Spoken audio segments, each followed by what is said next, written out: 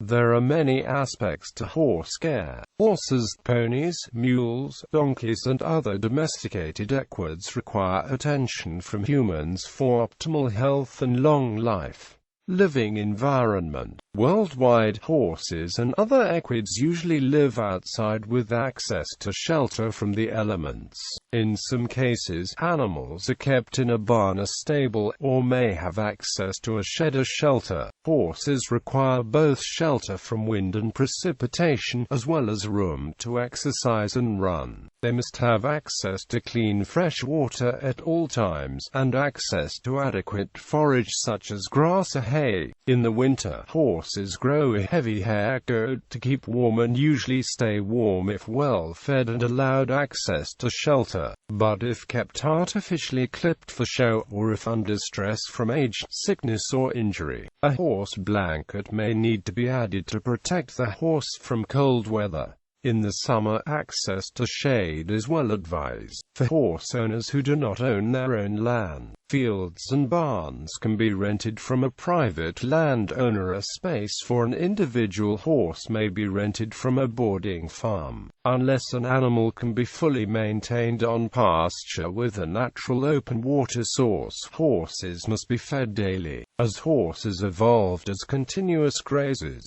it is better to feed small amounts of grain throughout the day than to feed a large amount of grain at one time. If a horse cannot be fed by its owner every day, it is usually kept at a boarding stable, where the staff will care for the horse for a fee. As equines are herd animals, most have better mental behavior when in proximity to other equine company. However, this is not always possible, and it has been known for companionship bonds to develop between horses and cats, goats and other species. There are exceptions. Some horses, particularly stallions, may need to live on their own as they may fight with other animals. Horses that are not on full-time turnout in a field or pasture normally require some form of regular exercise, whether it is being ridden, longed or turned out for free time. However, if a horse is ill or injured, it may need to be confined to a stable, usually in a box stall. Pastures. If a horse is kept in a pasture, the amount of land needed for basic maintenance varies with climate. An animal needs more land for grazing in a dry climate than in a moist one. However, an average of between 1 and 3 acres of land per horse will provide adequate forage in much of the world, though feed may have to be supplemented in winter during periods of drought. To lower the risk of laminitis, horses also may need to be removed from lush, rapidly changing grass for short periods in the spring and fall, when the grass is particularly high in non-structural carbohydrates such as fructans. If the terrain does not provide natural shelter in the form of heavy trees or other windbreaks, an artificial shelter must be provided. A horse's insulating hair coat works less efficiently when wet or when subjected to wind. Horses that cannot get away from wind and precipitation put unnecessary energy into maintaining core body warmth and may become susceptible to illness. Some horses are turned out in a natural setting during the winter or when retired from work. However, even in these cases, animals need to be checked frequently for evidence of injury, parasites, sickness or weight loss. Horses cannot live for more than a few days without water. Therefore, even in a natural, semi-feral setting, a check every day is recommended. A stream or irrigation source can dry up. Ponds may become stagnant or develop toxic blue-green algae. A fence can break and allow escape. Poisonous plants can take root and grow. Windstorms, precipitation, or even human vandalism can create unsafe conditions. The pasture used to graze any horse or pony should be rotated when it has been used for some months. Horses will not eat grass that contains too much of their own manure. This is known as sour grass, and further decomposition of the manure needs to be allowed while the horses are kept in an alternative paddock. Fences and pens. Horses evolved to live on prairie grasslands and to cover long distances unfettered by artificial barriers. Therefore, when fenced in, accident potential must be considered. Horses will put their heads and legs through fences in an attempt to reach forage on the other side. They may run into fences if chased by another animal, or even when running at play if the fence is not particularly visible. The smaller the area, the more visible and substantial a fence needs to be. For exercise alone, a pen, run, corral or dry lot without forage can be much smaller than a pasture, and this is a common way that many horses are managed, kept in a barn with a turnout run, or in a dry lot with a shelter, feeding hay, allowing either no pasture access, or grazing for only a few hours per day. Outdoor turnout pens range greatly in size, but 12 feet by 20 to 30 feet is a bare minimum for a horse that does not get ridden daily. To gallop for short stretches, a horse needs a run of at least 50 to 100 feet. When kept in a dry lot, a barn or shelter is a must. If kept in a small pen, a horse needs to be worked regularly or turned out in a larger area for free exercise. Fences in pens must be sturdy. In close quarters, a horse may contact the fence frequently. Wire is very dangerous in any small pen. Pens are often made of metal pipe or wood. Larger pens are sometimes enclosed in closely woven mesh, sometimes called no-climb fencing. However, if a wire mesh is used in a small pen, the openings must be too small for a horse hoof to pass through. Types of fencing over vast areas. Barbed wire is often seen in some parts of the world, but it is the most dangerous fencing material that can be used around horses, even in a large pasture. If a horse is caught in barbed wire, it can quickly become severely hurt, often leaving lasting scars or even permanent injuries. Horse management books and periodicals are nearly universal in stating that barbed wire should never be used to contain horses. However, this advice is widely ignored, particularly in the western United States. Various types of smooth wire fencing, particularly when supported by a strand of electric fence, can be used to enclose a large pasture of several acres, and is one of the least expensive fencing options. A wire fence should have at least 4, preferably 5 strands to provide adequate security. However, even without sharp barbs, wire has the highest potential for horses to become tangled in the fence and injured. If used, it must be properly installed and kept tight through regular maintenance. Visibility is also an issue. A horse galloping in an unfamiliar pasture may not see a wire fence until it is too late to stop. Woven mesh wire is safer but more expensive than strands of smooth wire. It is more difficult to install, and has some visibility issues, but horses are less likely to become tangled in it or be injured if they run into it. Adding a top rail of wood or synthetic material increases visibility of the fence and prevents it from being bent by horses reaching over it. A strand of electric fence may also keep horses from pushing on a mesh fence. Mesh fencing needs to be heavy gauge wire, woven, not welded, and the squares of the mesh should be too small for a horse to put a foot through. Field fence or no-climb fence are safer designs than more widely woven sheep fence. Chain link fence is occasionally seen, but horses can bend chain link almost as easily as a thinner gauge wire, so the additional expense is often not justified by any gain over good quality woven wire. Electric fence comes in many styles of wire, rope and webbing, and is particularly useful for internal division of pastures. It carries only a mild charge that causes a noticeable shock, but no permanent injury to animals or people. It is relatively inexpensive and is easy to install, but if electricity fails, it is easily broken. It is excellent both as a temporary fence and in single strands, as a top or middle barrier to keep horses away from conventional fencing. There is some danger that horses can become tangled in an electric fence, though because the materials are finer, it usually breaks, stopping the current, though injuries are still possible. Because electricity can fail, it should not be the sole fencing used on property boundaries, particularly next to roads, though a strand on top may be used to keep a horse from leaning over a fence made of other materials. Nor should it be used alone in small pens where horses may accidentally bump into it on a regular basis.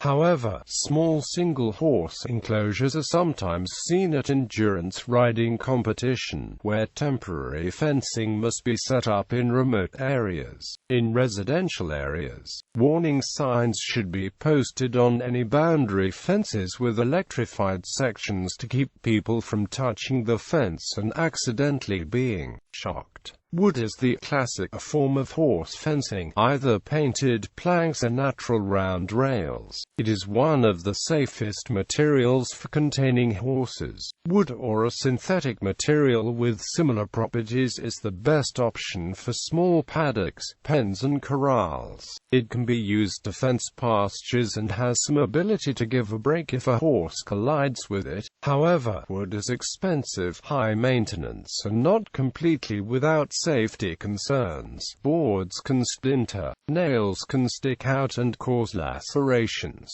Wood, like synthetics, are even more expensive, but are often safer and lower maintenance. Cable of various sorts is sometimes used for horse fencing, and, especially if combined with a top rail or pipe or wood, can be reasonably safe. However, if cable is not kept tight, like wire, horses can be tangled in it. However, it not only cannot break, but unlike wire, it also cannot easily be cut by humans. Its advantage over wire is that it poses less of a risk of entanglement. It is often less expensive than wood. A pipe has some give if a horse runs into it, and requires relatively little maintenance. Metal pipe is often used for fences instead of wooden if properly installed. Can be fairly safe in the right circumstances. Pipe is often the most expensive fencing option, but is low maintenance and is very strong. Pipe will generally not give a break if it is run into or if the horse puts a foot through it, which can itself be a potential injury risk. Horse owners debate the relative merits and dangers of pipe versus wood for horse fencing. Usually pipe is most suitable for very small areas such as pens where a horse may often bumper test the fence, but will not be at risk of colliding with the fence at full speed. Solid wall masonry fences, typically either brick or fieldstone, are a type of horse fencing with an ancient tradition. Advantages of stone fences are high visibility, durability, strength and safety. Horses cannot get caught or tangled in them, put legs through, and if a horse runs into one, the impact is spread over much of the body, rather than concentrated on a single spot. They will last for decades with only minor repairs.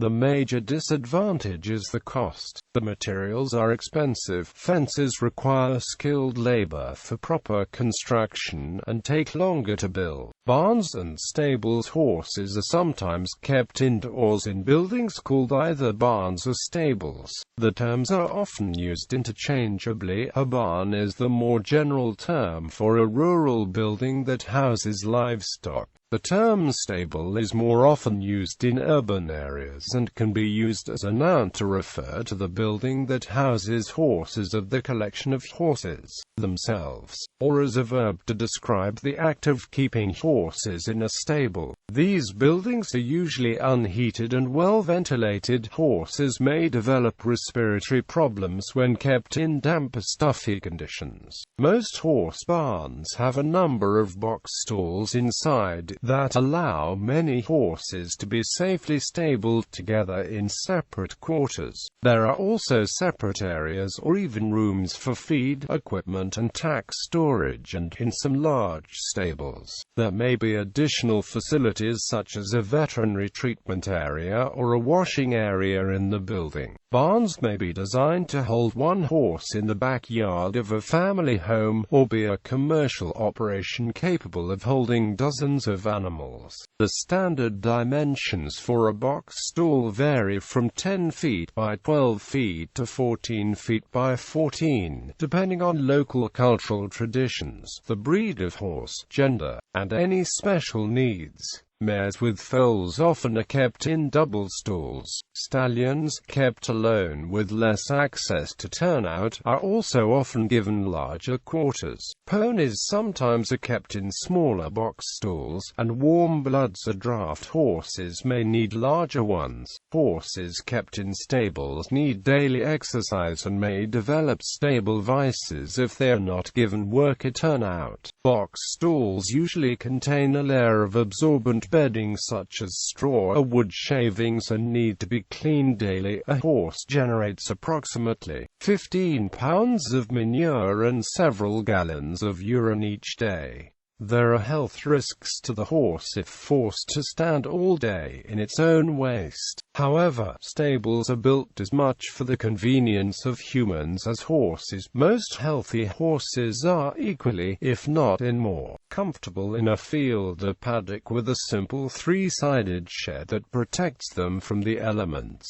In some parts of the world, horses that are worked daily are kept in tie stalls, usually about 5 to 6 feet wide and 8 to 10 feet long. As the name implies, a horse is tied, usually to a ring in front of a hay manger, and cannot turn around in a tie stall. But if the stall is wide enough, it can lay down. Tie stalls were used extensively prior to the 20th century, and barns with tie stalls are still seen in some regions, particularly in poorer countries, at older fairgrounds and agricultural exposition facilities, but are not used as often in modern barns. Feeding. A horse or pony needs approximately 1.5% to 2.5% of its body weight in food per day, depending on its age and level of work. This may include forages such as grass or hay and concentrates such as grain or commercially prepared pelleted feeds. Like people, some horses are easy keepers and prone to obesity, while others are hard keepers and need a great deal of food just to maintain a slim build. The average riding horse weighs roughly 1,000 pounds, but the weight of a horse can be more closely estimated using a weight tape, which can be purchased from a feed store or tack shop. Best practice is to feed horses small quantities multiple times daily, unless they are on full-time pasture. Fresh, clean water should be provided free choice at all times, unless there is a specific reason to limit water intake for a short period of time. A horse that is not ridden daily or subjected to other stress can maintain adequate nutrition on pasture or hay alone, with adequate water and free access to a salt block or loose salt. However, horses and ponies in regular work often need a ration of both forage and concentrates. Horses that are fed improperly may develop colic or laminitis, particularly if fed spoiled feed, subjected to excessive feed, or an abrupt change of feed. Young horses who are improperly fed may develop growth disorders due to an imbalance of nutrients. Young horses may also develop osteochondrosis if they are overfed. Regularly monitoring the horse's body condition score on a regular basis assists in helping the horse maintain proper weight. Grooming. Horses groomed regularly have healthier and more attractive coats. Many horse management handbooks recommend grooming a horse daily, though for the average modern horse owner, this is not always possible. However, a horse should always be groomed before being ridden to avoid chafing and rubbing of dirt and other material, which can cause sores on the animal and also grind dirt into horse tack. Grooming also allows the horse handler to check for injuries and is a good way to gain the trust of the animal. Proper basic grooming of a horse is a multi-step process involving several simple tools: curry comb or curry comb, usually a round tool with short teeth made of plastic or stiff rubber, used to loosen dirt, hair, and other detritus, plus stimulate the skin to produce natural oils. Dandy brush. A stiff bristled dandy brush is used to remove the dirt, hair and other materials stirred up by the curry. The best quality dandy brushes are made of stiff natural bristles such as rice stems. Plastic bristled dandy brushes are more common. Body brush. A soft bristled body brush removes finer particles and dust. Some natural body brushes are made of boar bristles, like human hair brushes. Others are made of soft synthetic fibers. Grooming rag. A towel, a terry cloth towel or other type of cloth, sometimes called a stable rubber. Mane brusher comb. Horses with short, pulled manes have their manes combed with a wide-toothed plastic or metal comb. Horsetails and long manes may be finger-combed or are brushed with either a dandy brush, body brush, or a suitable human hairbrush. Hoof pick. All 4 feet of the horse need to be cleaned out and inspected for signs of injury or infection. See hoof care and shoeing, below. In special weather conditions, a metal shedding blade with short, dull teeth is used to remove loose winter hair. Metal grooming tools used on sheep and show cattle may also be too harsh to use on a horse. In the summer, fly spray is often applied to the horse after grooming. Sweater water scraper. A metal or plastic tool to remove excess liquid from a horse's coat. Sometimes, though not always, horses are clipped with scissors or, preferably, electric clippers. The most common areas are a short, bridle path just behind the ears, where a few inches of mane is removed to help the bridle lame or neatly, and the fetlocks, where extra hair can collect undesired amounts of mud and dirt. For horse show and exhibition purposes, additional clipping may be done. Beyond the basic equipment, there are literally thousands of grooming tools on the market, from multiple designs on the basic brushes, available in many colors, to specialized tools for braiding manes, polishing hooves and clipping loose hair. There are also grooming products for horses ranging from moisturizing hair dressings to glitter gel and hoof polish. Horses can be bathed by being wet down with a garden hose, but they do not require bathing, and many horses live their entire lives without a bath. Either horse or human shampoo may be safely used on a horse, if thoroughly rinsed out, and cream rinses or hair conditioners, similar to those used by humans, are often used on show horses. Too frequent shampooing can strip the hair coat of natural oils and cause it to dry out. A well-groomed, clean horse can be kept clean by wearing a horse blanket or horse sheet. A horse show class that considers quality of grooming for as much as 40% of the total score is called showmanship. Hoof care and shoeing. The hooves of a horse or pony are cleaned by being picked out with a hoof pick to remove any stones, mud and dirt, and to check that the shoes are in good condition. Keeping feet clean and dry wherever possible helps prevent both lameness as well as hoof diseases such as thrush. The feet should be cleaned every time the horse is ridden, and if the horse is not ridden, it is still best practice to check and clean feet frequently. Daily cleaning is recommended in many management books, but in practical terms, a weekly hoof check of healthy horses at rest is often sufficient during good weather. Use of hoof oils, dressings, or other topical treatments varies by region, climate, and the needs of the individual horse. Many horses have healthy feet their entire lives without need for any type of hoof dressing, while some horses may have circumstances where a topical hoof treatment is of benefit. Improper use of dressings can also create hoof problems, or make a situation worse instead of better.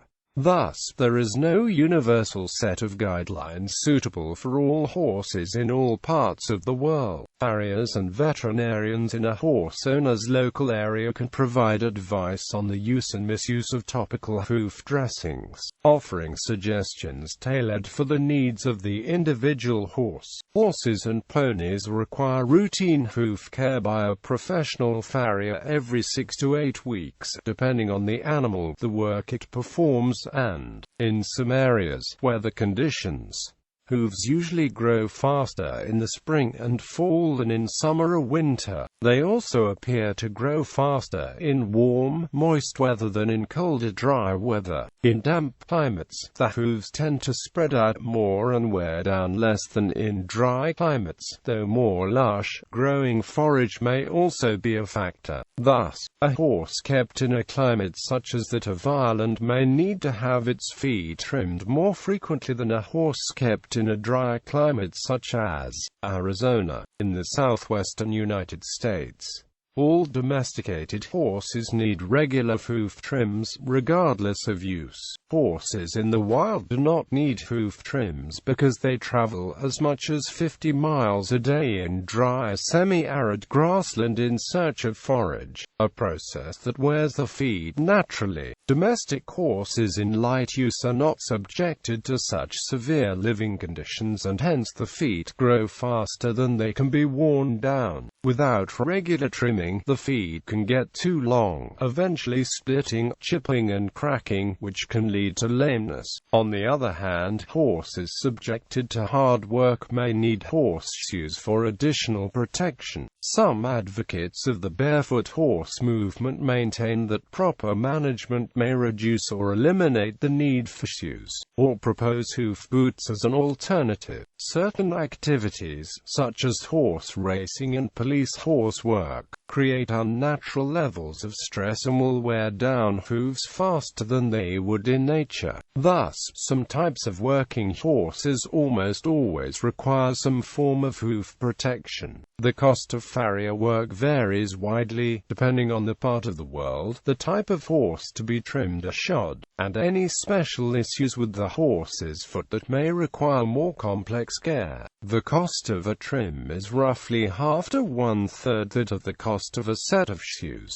and professional farriers are typically paid at a level commensurate with other skilled laborers in an area, such as plumbers or electricians, though farriers charge by the horse rather than by the hour. In the United Kingdom, it is illegal for anyone other than a registered farrier to shoe a hoof or prepare the hoof to receive a shoe. It is not illegal in the UK for anyone to trim hooves for maintenance or cosmetic purposes, as long as it is not done preparatory to the application of a shoe. The farrier should have any one of the following qualifications, the FWCF being the most highly skilled, DIPWCF, AWCF, FWCF. In the United States, there are no legal restrictions on who may do farrier work. However, there are professional organizations, such as the American Farriers Association, that maintain a voluntary certification program. Levels of certification in the AFA include CF,